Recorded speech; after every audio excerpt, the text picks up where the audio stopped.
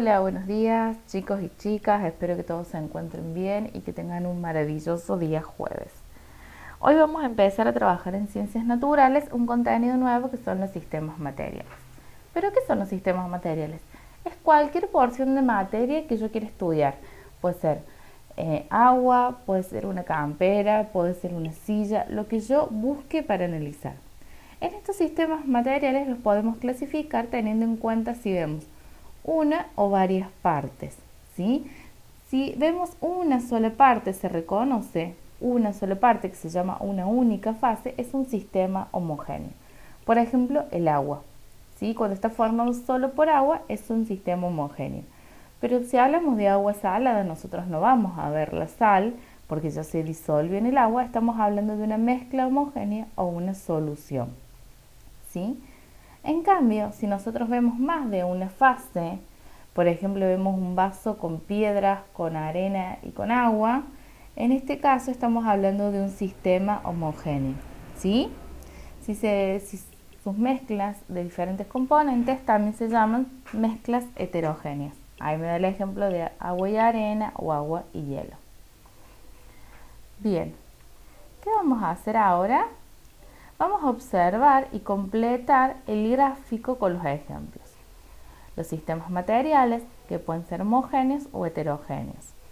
Los homogéneos son los que tienen una sola fase y están formados por una sustancia pura, por ejemplo, ahí vamos a poner el ejemplo del texto de arriba, o por más de una sustancia que es una mezcla o solución homogénea y ponemos el ejemplo. En cambio, los sistemas heterogéneos se distinguen dos o más fases, que están formados por una sola sustancia, ponemos el ejemplo, o dos o más sustancias, ponemos el ejemplo, y son mezclas heterogéneas. Bien, ahora vamos a empezar un poco más con mezclas heterogéneas. Casi siempre las mezclas son mezclas de diferentes materiales que podemos distinguir. Por ejemplo, las partículas que están sueltas en el agua y empiezan a caerse y a depositarse en el fondo se llama la decantación, se están decantando. Al hacerlo se separa el agua de estas otras partículas y se pueden distinguir a simple vista. En cambio, si las partículas están dispersas en un líquido o en un gas, si por ejemplo cuando vemos un rayo de sol que vemos ese polvo, se llaman suspensiones. Las suspensiones se diferencian de los coloides porque los coloides tienen un tamaño mucho más pequeño, inferior a un micra. Las suspensiones también dificultan el paso de la luz, o sea que si yo tengo como muchas partículas suspendidas, no voy a poder mirar hacia el otro lado o me va a dificultar el paso para ver. Después más abajo tenemos un texto sobre los coloides que dice que hay suspensiones y me explica los coloides y me explica sobre diferentes tipos de coloides, los aerosoles, los geles, ¿sí? Las espumas y las emulsiones. Ahí me da los ejemplos de diferentes cosas que puedo encontrar en casa. ¿Cuál va a ser la actividad con estos textos de hoy? Bueno, la primera ya la vimos arriba, que era completar el cuadro con los ejemplos. Después vamos a tener acá, explicar la diferencia entre suspensión y emulsión. Para eso voy a necesitar leer y analizar muy bien lo que me dice.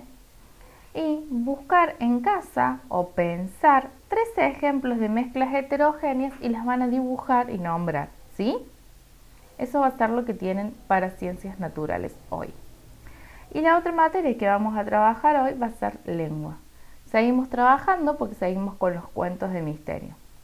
Vamos a leer con atención estos fragmentos del cuento que yo les doy aquí abajo, luego los van a ordenar respetando la estructura de los cuentos de misterio y los van a transcribir de manera correcta, o sea, ustedes van a escribir el texto de la manera correcta.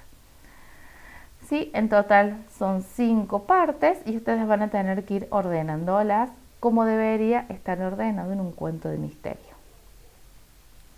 Después más adelante tenemos los consejos para escribir un cuento de misterio. Lee novelas de misterio, que ya vimos algunos cuentos. Crearte un investigador. Esforzate por hacer hacer de tu protagonista alguien especial. Tienen que contar cómo va a ser. Dota al culpable de un motivo convincente, o sea, la persona culpable acá tiene que tener un motivo para hacerlo. Conocer el final antes de escribirlo, ya tenemos que saber hacia dónde vamos a ir. Y hacer un listado de pistas que vamos a ir poniendo a lo largo de la historia. Teniendo en cuenta la estructura que vimos ayer y teniendo en cuenta las características de los personajes y estos consejos que acabo de mostrarles, ustedes van a realizar su propio cuento de misterio, ¿sí?